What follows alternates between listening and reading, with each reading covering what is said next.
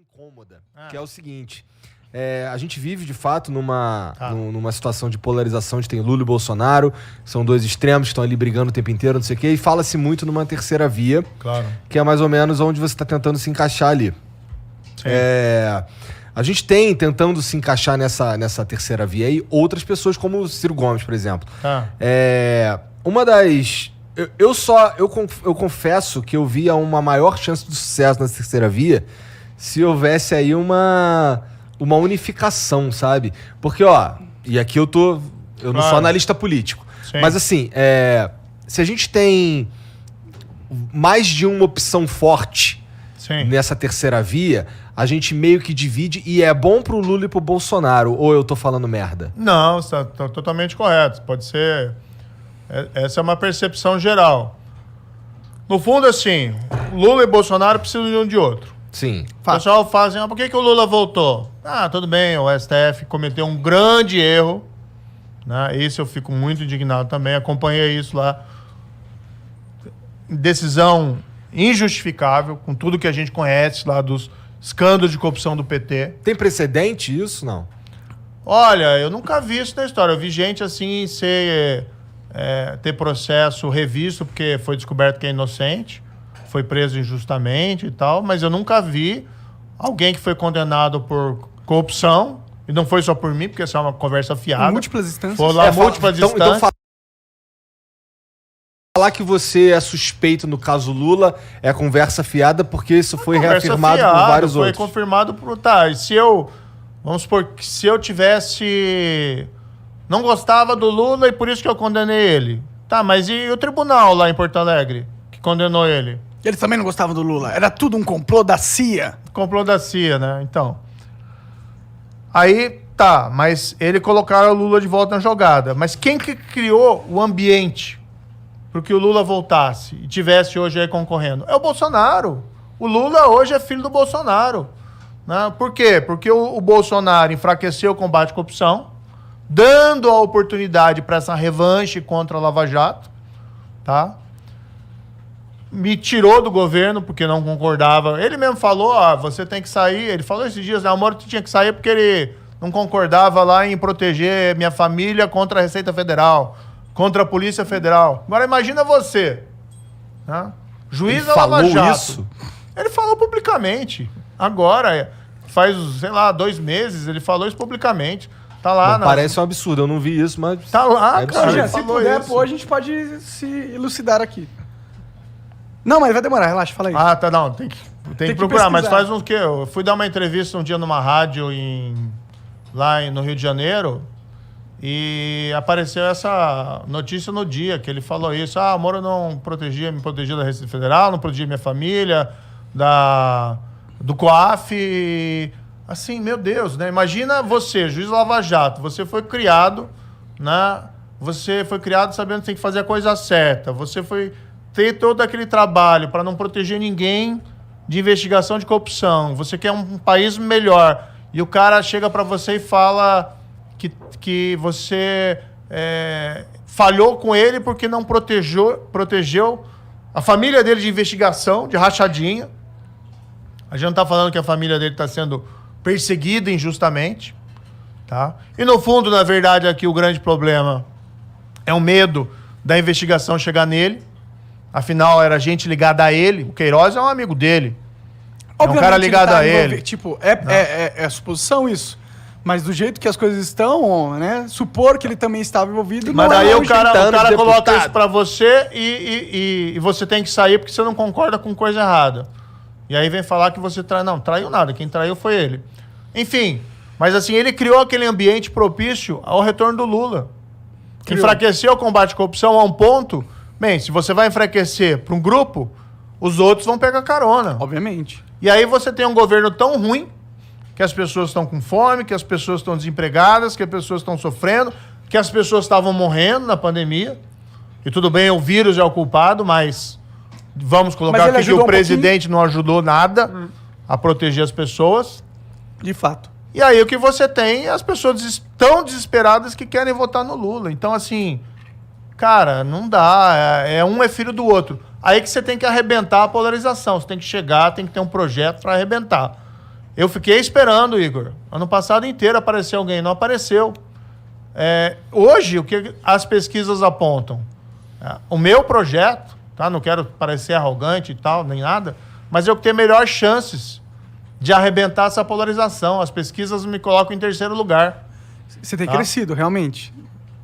E o que eu acredito? Eu acredito no poder da verdade, tá? Que as pessoas... Tem muita fake news, tem muita mentira, mas você poder falar para as pessoas, explicar o que aconteceu, esquece essas mentiras, mostra o que está acontecendo hoje. Querem criar lá uma CPI para investigar um negócio que não tem nada a ver. Por quê? Porque querem ir contra o combate à corrupção. Que não querem que nenhuma Lava Jato se repita. Então as pessoas também entendem isso. E as pessoas vão entender o seguinte: não tem um país que se desenvolveu no mundo baseado em corrupção. Tá? Você vai ver que os países mais corruptos são normalmente aqueles mais pobres. Estado falido. Somália, Sudão, Venezuela, aqui perto. Né? E os países mais desenvolvidos são normalmente os países mais íntegros. Dinamarca, Nova Zelândia, Singapura. Ou seja, tem uma ligação entre integridade, honestidade, instituições e crescimento econômico. É isso que a gente quer falar para as pessoas. Faz todo sentido. Mas tem uma parada também sobre isso que é meio que essa é a sua maior pauta, mas há quem diga que é difícil saber quais são suas outras pautas, entendeu? A gente está construindo o nosso programa, nosso projeto. Por isso que é legal a pessoa saber... eu queria perguntar algumas coisas que são assim de... Pode perguntar. Veja, a gente não tem um projeto completo, tá? Mas a gente tem um grupo de pessoas que está trabalhando nele. Eu tenho participado das reuniões. Eu me considero uma pessoa estudada. Não li só gibi quando era mais novo, né? Lia muito. Minha mãe era professora de literatura. Então, cresci lá no meio dos livros Graciliano Ramos, Cecília Meirelles, Fernando Pessoa. Meu pai era professor de geografia. Aí minha casa era cheia de atlas, mapas. Que da hora. Histórias lá de Dr. Livingstone, corrida na Antártida. Eu gostava dessas histórias, né? Pode crer. E aí, eu me considero uma pessoa estudada. Então, a gente tem participado, construído esse projeto. E tem já algumas ideias, evidentemente. Aquilo que eu falei anteriormente, Força-Tarefa Nacional de Combate de Erradicação da Pobreza é uma. Mas tem outra. A gente precisa, por exemplo, restaurar a credibilidade do país do ponto de vista fiscal. Só assim você reduz a inflação e reduz os juros e retoma o investimento. E que medidas vocês têm pensado, a sua equipe, você junto com a sua equipe, tem pensado nesse sentido? Eu chamei um dos melhores economistas do país, que é o Afonso Pastore. Celso Pastore, está coordenando o programa. E ele tem colocado muito claro o que a gente precisa. Tá? Uma âncora fiscal, que é assim, o país não pode gastar mais, porque chega num nível de gasto, se exceder determinado nível, a gente vai pagar juros maiores. Isso é uma coisa que qualquer pessoa entende em casa. Então, é como se... Porque esse dinheiro vem de algum lugar, esse dinheiro vem do imposto, vem da sociedade, o governo não cria dinheiro. Então, quando o governo começa a gastar mais do que ele pode, ele está tirando riqueza das pessoas. Com certeza. É como se você pedisse, você entregaria um cartão de crédito sem limite para o Lula ou para o Bolsonaro? Não. É isso que eles estão pedindo quando falam, não precisa ter limite de gasto. Então, você precisa ter limite de gasto, precisa ter responsabilidade, sim, fiscal. Assim, você diminui os juros e retoma o crescimento econômico. E você precisa ter um grande programa de infraestrutura. Isso que é o problema. Isso é importante. Mas é o problema que, quando você está reduzindo os gastos, é difícil investir, né? Mas você precisa fomentar, principalmente, o investimento privado. Né? Porque os países que crescem, que se desenvolveram, a Apple... Quem é dono da Apple? É o governo americano? Não. Quem que é dono da Microsoft? Quem que é dono lá da Tesla?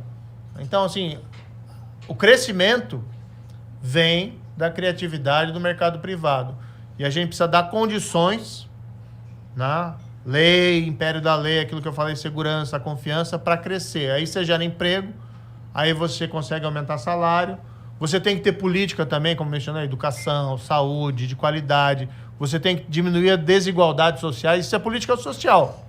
Mas isso não muda o fato de que países que basearam o seu modelo de crescimento em investimento público apenas não deram certo. Porque também isso gera corrupção, isso gera déficit. Mas a gente teve casos onde o investimento público ajudou muito países a saírem de crises, né? Você tem o New Deal ali dos Estados Unidos, que é usado como grande exemplo, né? Que foi um pacto de grande investimento público em infraestrutura, né? É porque será que tem dinheiro, ainda mais no mercado privado brasileiro? Você teria que pedir para o internacional, né? Para investir, né? E na infraestrutura tem muito brasileira. dinheiro por aí. Veja, você tem... Hoje não vem dinheiro para o país, por quê? Porque você tem um problema de meio ambiente, principalmente. Os países pensam que o Brasil é um vilão, né? Que está querendo destruir a floresta amazônica. Sim. Não é bem verdade, tá? Embora tenha descontrole nessa área, a gente precisa melhorar isso, acabar, tem que ter desmatamento ilegal zero e encontrar oportunidades de desenvolvimento para a população local. Sim. Agora, não pode ter um presidente xingando a esposa do presidente francês. Então, assim, tem coisas que são regras civilizatórias básicas.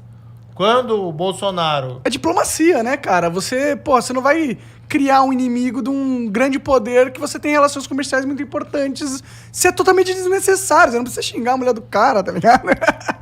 Não, olha, eu não sou expert em diplomacia. Mas assim, convenhamos, né? Porra, tá de brincadeira. Você né? colocar um Bolsonaro e um diplomata na mesma sala, os caras se matam, velho. Então,